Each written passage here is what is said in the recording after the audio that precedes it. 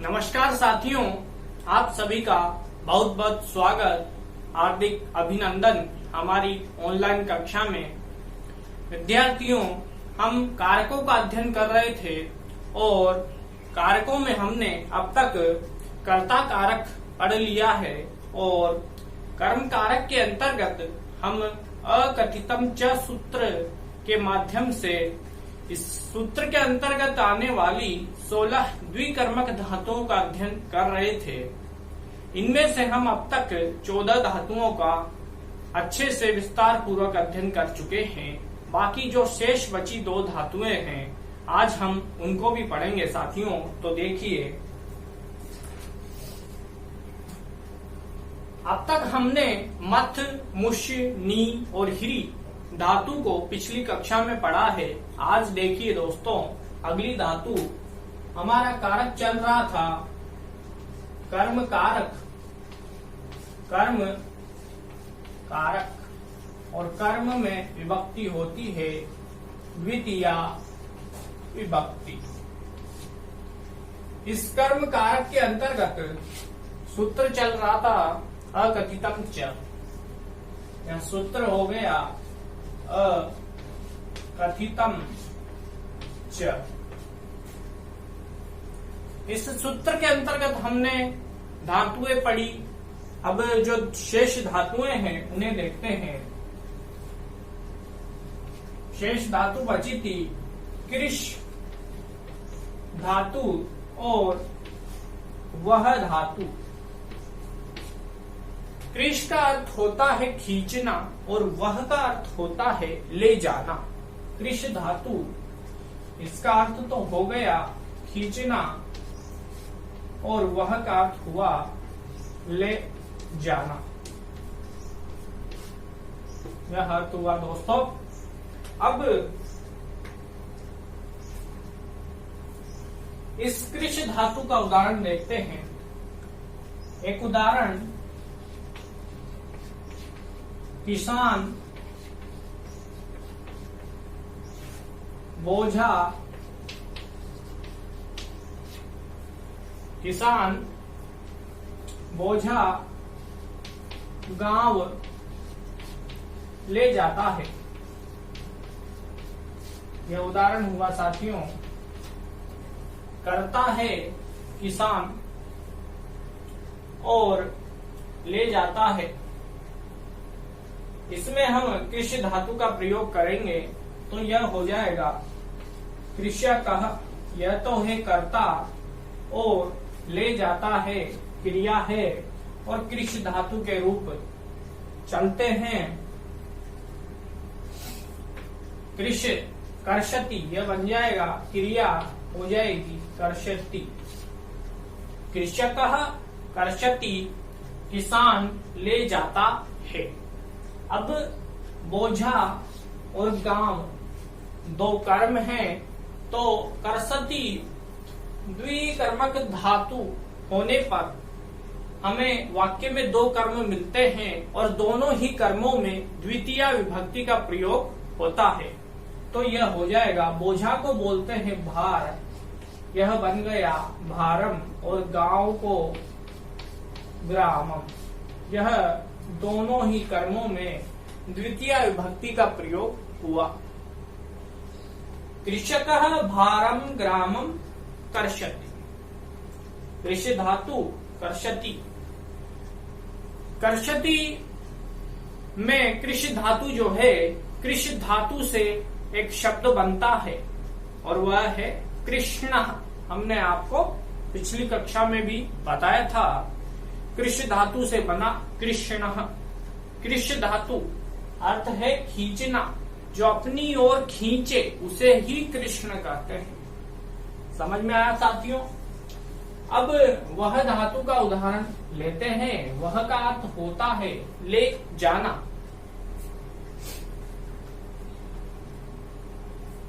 तो उदाहरण, गांव में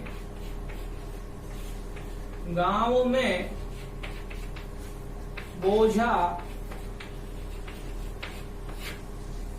ले जाता है। गांव में बोझा ले जाता है। अब गांव और बोझा दो कर्म हुए। ले जाता है क्रिया और वह धातु का अर्थ होता है ले जाना। अब इसमें कर्ता नहीं है, लेकिन ले जाता है वह धातु का अर्थ निकल रहा है और द्विकर्मक धातु होने के कारण दो कर्म हमें प्राप्त हुए और दोनों ही कर्मों में द्वितीय विभक्ति का प्रयोग हो जाएगा। तो यह वाक्य बन जाएगा ग्रामम, बोझा को बोलते हैं भार, भारम, और ले जाता है वह धातु के रूप चलेंगे वहति, ये वहति। इस प्रकार से यह वाक्य बना। अब आप इसका एक स्क्रीनशॉट ले लें और हमने 16 द्विकर्मक धातुओं का अध्ययन किया है मित्रों, और इस प्रकार यह कर्म कारक द्वितीय विभक्ति पूरा हुआ। अब हम अगला कारक पढ़ेंगे और वह है करण कारक तृतीय विभक्ति। तो देखिए साथियों, ये लिख लिया होगा आपने। अब अगला कारक करण कारक, और करण कारक में विभक्ति आती है तृतीय विभक्ति। तो यह करण कारक और इसमें विभक्ति हो जाएगी तृतीया। तो यह तृतीय विभक्ति, करण कारक तृतीय विभक्ति। अब करण कारक किसे कहेंगे, सबसे पहले यह जानना आवश्यक है। जानते हैं करण कारक की परिभाषा क्या होती है।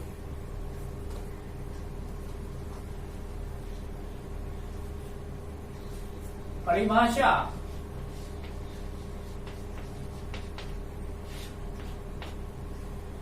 क्रिया को करने में कर्ता का जो सबसे अधिक सहायक होता है वही करण कारक कहलाता है।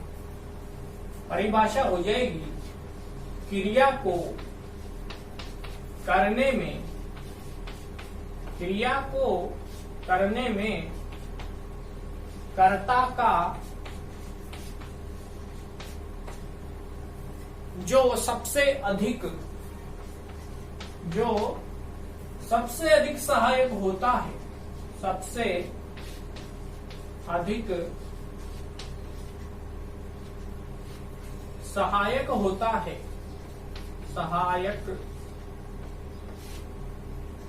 है, वह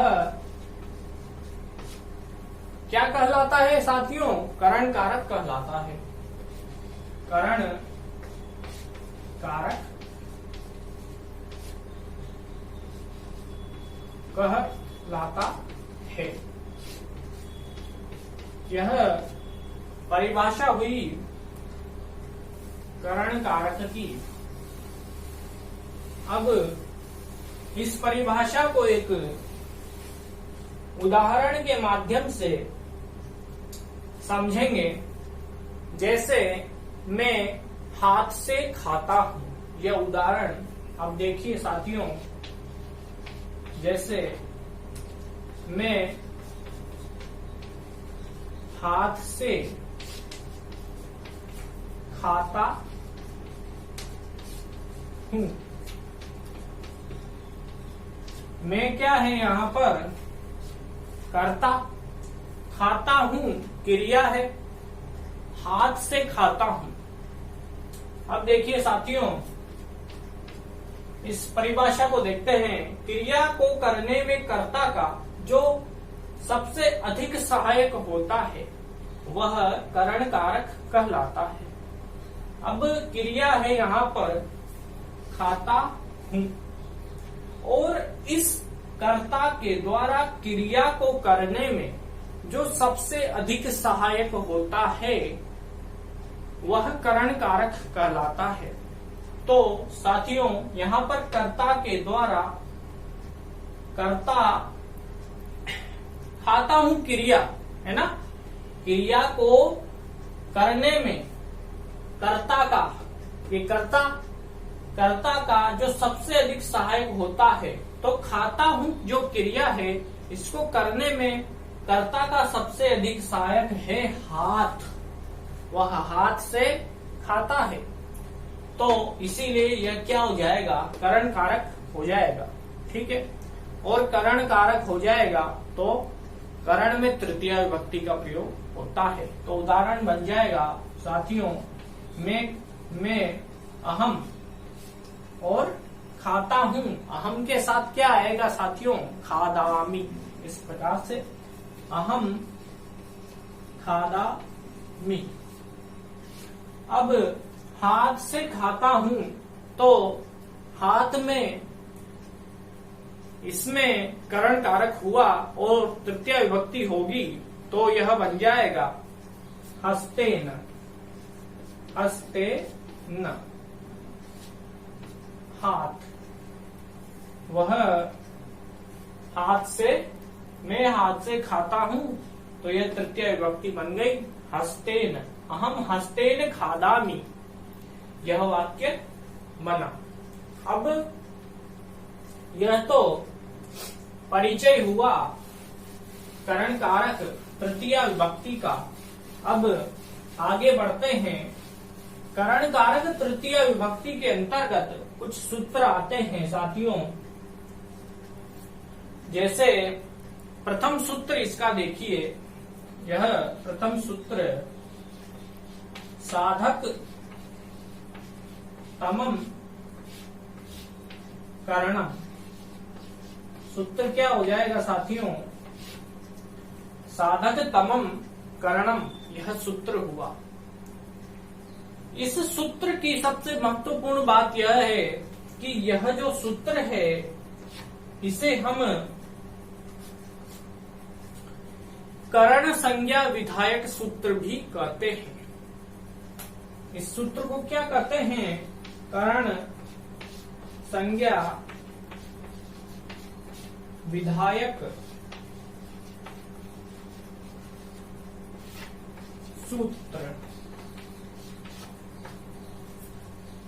अब इसे करण संज्ञा विधायक सूत्र क्यों कहते हैं, क्योंकि यह साधक तमम करणम सूत्र करण संज्ञा करता है, इसीलिए इस सूत्र को करण संज्ञा विधायक सूत्र कहते हैं। यहां से एक महत्वपूर्ण प्रश्न बनता है कि करण संज्ञा विधायक सूत्र कौन सा है, तो आपका उत्तर होगा साधक तमम करणम। परीक्षा में प्रश्न हो सकता है कि करण संज्ञा विधायक सूत्रम अस्ति, तो हमारा उत्तर हो जाएगा साथियों साधक तमम करणम। यह उत्तर हो जाएगा। यह महत्वपूर्ण प्रश्न यहां से एक बनता है। अब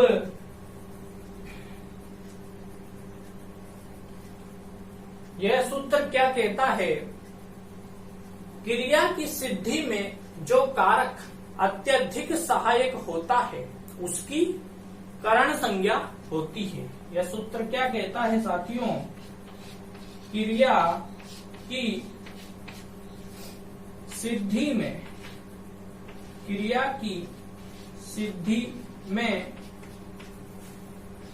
जो कारक अत्यधिक सहायक होता है, अत्यधिक सहायक होता है,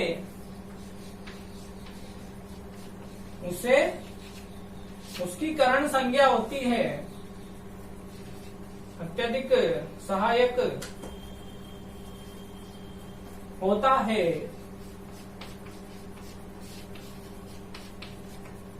उसकी कौन सी संज्ञा हो जाती है, करण संज्ञा।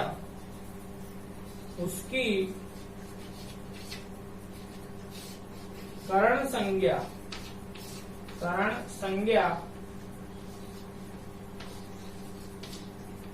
होती है,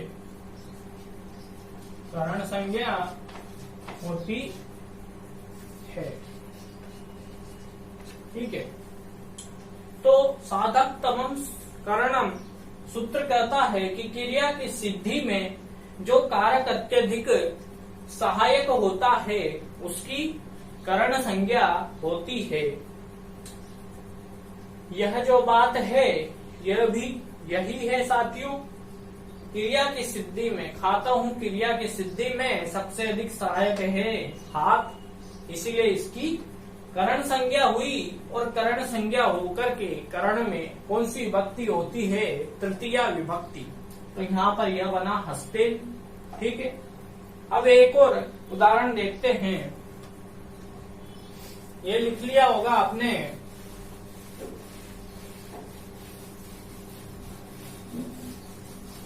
जैसे एक उदाहरण लेते हैं साथियों,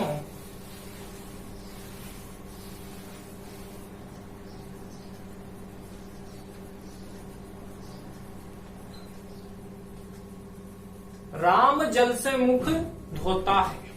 यह उदाहरण हुआ, राम जल से मुख धोता है। क्या धोता है साथियों? मुख धोता है। अब इस वाक्य में राम है कर्ता, राम क्या है? कर्ता, और क्रिया है धोता, धोता है क्रिया। मुख और जल यह दो शब्द है। अब यह वाक्य कैसे बनेगा साथियों? देखिए, राम, यह तो बन गया राम, और धोता है, यह क्रिया हो जाएगी प्रक्षालयति, प्रक्षालयति। इस प्रकार से यह बन गई क्रिया। राम प्रक्षालयति, राम धोता है। अब राम मुख धोता है, तो राम क्या धोता है? मुख धोता है। किसको धोता है? मुख को धोता है, चेहरे को धोता है। तो क्या और किसको से हमने प्रश्न किया, तो उससे हमें कर्म का पता चला। मुख्य कर्म मुख क्या धोता है? मुख धोता है, इसलिए यह मुख्य कर्म है। मुखम कर्म में द्वितीय विभक्ति, तो यह हो जाएगा मुखम। अब जल से मुख धोता है, तो कर्ता ने कर्म को कर्ण से के द्वारा, है ना, तो जल से मुख धोता है, तो जल के द्वारा, कर्ण से के द्वारा, जल के द्वारा, जल से मुख धोता है, कर्ण से के द्वारा, जल के द्वारा मुख धोता है। तो यह हो जाएगा। अब इस धोना क्रिया की सिद्धि में सबसे अधिक सहायक है जल, क्योंकि जल से ही मुख धो रहा है, इसीलिए इस शब्द में यह जल से यहाँ पर हो जाएगी करण संज्ञा, और करण में होती है तृतीया विभक्ति। तो यह बन जाएगा तृतीया विभक्ति में जलेन। इस प्रकार यह बन गया जलेन।